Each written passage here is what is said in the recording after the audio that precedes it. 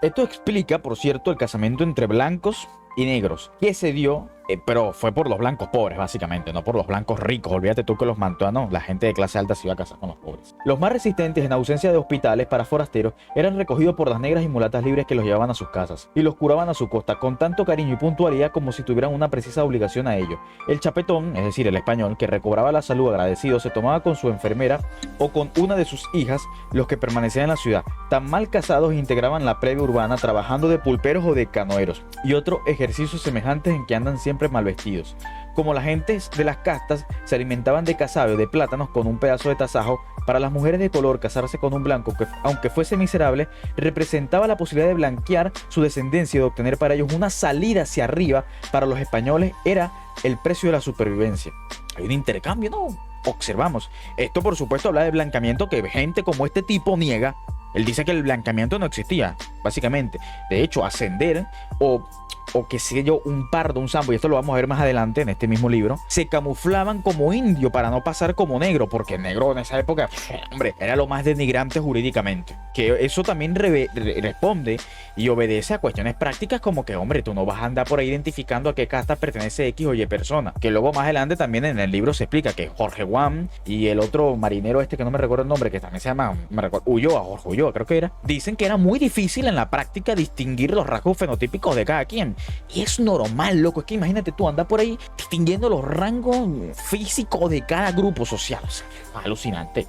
Alucinante. Con el fin de evitar la confusión de clases y de las razas, la Real Pragmática de Matrimonios en 1776 justificaba la oposición familiar en el caso de desigualdad racial, prohibiendo a los pardos casarse con blancas. Pero no siempre fue observada. En carta del 21 de agosto de 1781 dio cuenta el rey gobernador de Cumaná, perteneciente al obispado de Puerto Rico, de la dificultad que había en ese distrito de poder observar la Real Pragmática de Matrimonio, por razón de las varias castas de gente que en él se conocían y de la fatal mezcla de los europeos con los naturales y los negros, conducidos para el cultivo de las tierras, dimanada de que aspirando los que proceden de ellas a encubrir sus defectos. Procuraban los primeros hacer encubrir sus partidas de bautismo en los libros de españoles y sustraer de ellos las notas de sus ascendientes, justificando después con facilidad de testigos estar tenidos por blancos. Esto es otra cosa también. Cuando a ti en tu bautismo te podían colocar una raza que tú no eras realmente, es decir, era corrupción.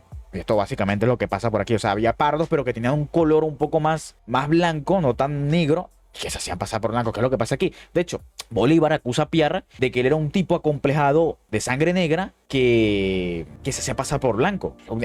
Algo típico parece que de la sociedad colonial, de gente queriendo hacerse pasar. Bueno, de hecho lo que pasa hoy en día, básicamente, herencia colonial. De que resultaba el desconsuelo de sus vasallos, de que resultaba el verdadero desconsuelo de los vasallos verdaderamente blancos, que no podían impedir el enlace de sus familias con la de aquellos que, teniendo mezcla de mulatos, aparentaban lo contrario. A comienzos del siglo XIX se manifiesta en México la oposición al matrimonio entre blancos de conocida nobleza y notoria limpieza de sangre con negros, mulatos y demás castas. Sin embargo, otro bando permite recurrir a los virreyes, presidentes y audiencias para que estos eventualmente concedan el permiso a las partes. Cuando no era posible hacerse pasar por blanco, era preferible declararse indio que pertenecer a una raza de color. El zapatero Carlos González, natural de Huánuco, Perú, pretendió casarse con una muchacha española, huérfana, recogida en el colegio San Miguel de Lima. El zapatero declaró ser indio legítimo sin mezcla de otras castas, siendo sus padres descendientes de indios y no de cholos, mulatos ni mestizos. Además, como era notorio en su ciudad, el suyo era un nacimiento puro y sin mácula, lo cual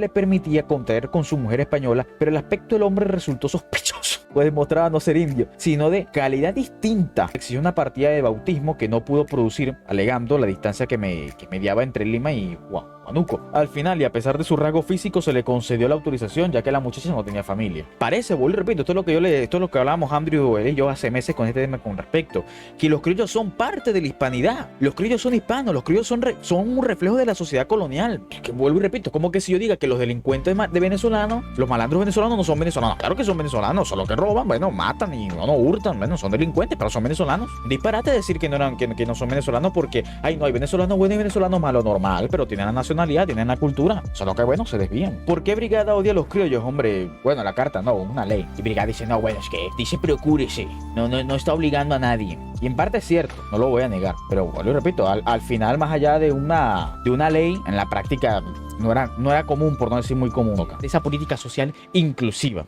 ¿Excluirles de esa política social inclusiva? ¿Te refieres a la ley que estás diciendo que prohíbe los matrimonios entre blancos y pardos? Estoy confuso. Esa ley, o sea, yo creo que él se hace el pendejo, la verdad. O sea, yo digo inclusiva. De hecho, yo a las anotaciones que hago de las leyes más racistas digo inclusión, progresismo español. Pero ironía, o sea, loco. Sí, aquí se utiliza la palabra casta, claro. Omar es de los que escuchan la frase de casta le viene al galgo y ya se cree que el Imperio Español dividía a los perros en castas. Tío, que esa palabra no significa lo mismo que casta en la India. Tío, que esa palabra no significa lo mismo que casta en la India. No había ningún sistema de castas a la española. Que prohibir a algunos hacer determinados trabajos u otras actividades no le convierte en un sistema de casta. En el sistema de castas no se puede ascender ni descender nunca. No puede haber matrimonio mixto. Que alguien le explique a Brigada que por razones pragmáticas, vuelvo y repito, y no lo digo yo, lo dice este señor de la época, no lo dice Omar Pérez, lo dice alguien que vivió esa putefacta sociedad. En ningún modo las castas constituían un grupo homogéneo, con conciencia de clase, siendo el ideal el color blanco. Volvemos a lo mismo, el blanqueamiento, muy importante, eso no se les olvide. Por eso las negras estaban tan interesadas a veces en casarse con gente de color morena, porque está más aproximado al color blanco, ese que tanto se anhela. Jorge Guan y Antonio Ulloa afirman, abro comillas, que es tanto lo que cada uno estima de la jerarquía de su casta y se desvanece en ella,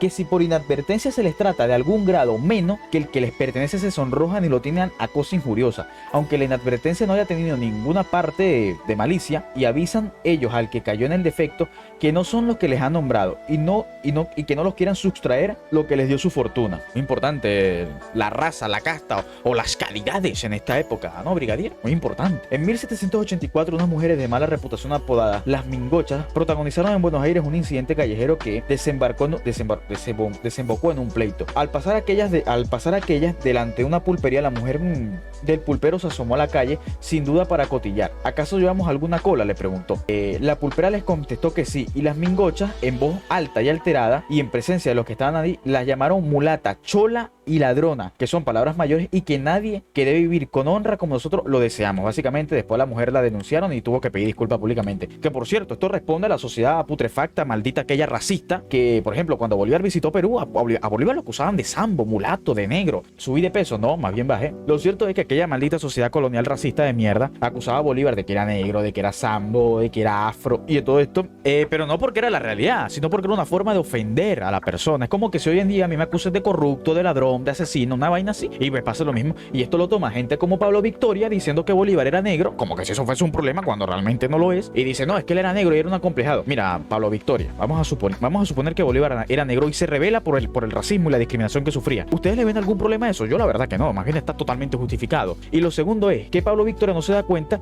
de que está desmontando aquella narrativa estúpida del imperio humanista, cristianizador y conservador y amigo de la gente. Hombre, ¿qué clase de maldito imperio es ese que anda diciendo, que anda ofendiendo a la gente por su color de piel? Muchas veces ni siquiera puede haber ningún tipo de relación entre determinadas castas. Cada casta tiene un espacio y un trabajo específico. Y es que lo tenían, de hecho, lo tenían. Cada grupo racial tenía un trabajo en específico, se les permitía hacer una cosa en específico. Eso sí, hay veces evidentemente en donde pueden trabajar varios a la misma vez. Por ejemplo, se podía entrar a la universidad, ya luego voy a mostrar la ley, no sé si la voy a mostrar ahorita, ya que tanto. A mediados del siglo XIX, las barreras a la matrícula en las universidades de casta se refuerzan. Lo que antes había sido una cláusula formal se vuelve, porque esto es otra cosa, las leyes en el maldito imperio van evolucionando, no son las mismas leyes un poco más libertas del siglo XVI que las que luego existen al final del imperio.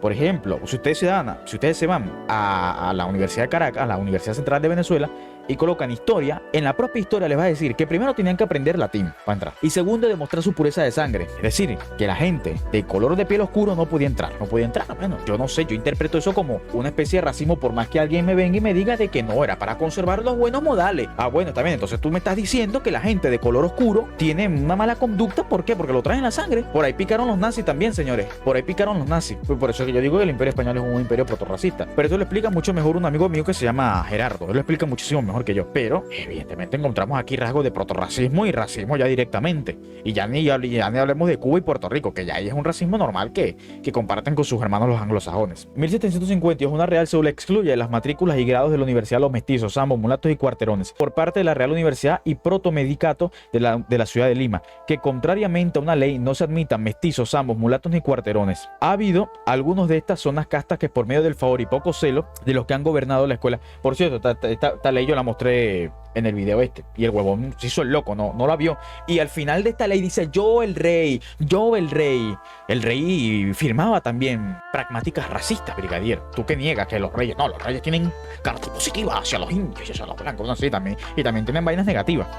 Han conseguido, se les admite y se gradúe con especialidad en la Facultad de Medicina. Por lo cual, siendo virrey, el conde de Monclova declaró no ser admitidos los zambos, mulatos ni cuarterones, y que si se les confieran algunos grados, fuesen nulos por la nota de infamia. Aquí, si yo no estoy mal, la infamia es la sangre que tienen estas malditas gentes por su color y sangre de mierda. Eso es la infamia. Que ya luego vamos a ver en algunos casos, no, yo no estoy diciendo que el anglo fuera lo mejor del mundo, que luego vamos a ver que en algunos casos a personas se les dejaba, qué sé yo, graduarse de X cosa, pero luego se metía en problemas con X persona y se le denunciaba bajo su color de piel y bueno, lo desterraban, como le pasa a uno por aquí que ahorita voy a leer. Hacia esa época, en efecto, las autoridades intentaron reorganizar los estudios universitarios que estaban en completa decadencia y los alumnos de graduados pardos fueron acusados de envilecer los establecimientos de la enseñanza. De hecho, el problema era más complejo. En San Marcos, la falta de financiación obligó a vender grado de indulto, lo cual el número de diplomas aumentó, pero también se desvalorizó. El conde de Superunda, el virrey del Perú, quiso conservar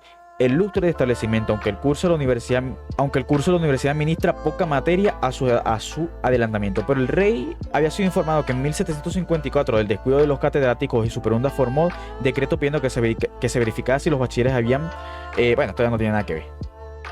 Hola a todos, me complace anunciarles que la acción de miembros del canal ya está activa. Al unirse tendrán acceso a videos exclusivos del historiador Javier Escala, quien abordará temas de historia en general, incluyendo la vida colonial, la época republicana y por supuesto tópicos que van más allá de nuestras fronteras, es decir, historia general. Así que si deseas apoyar la creación de este tipo de contenido, te estaría muy agradecido.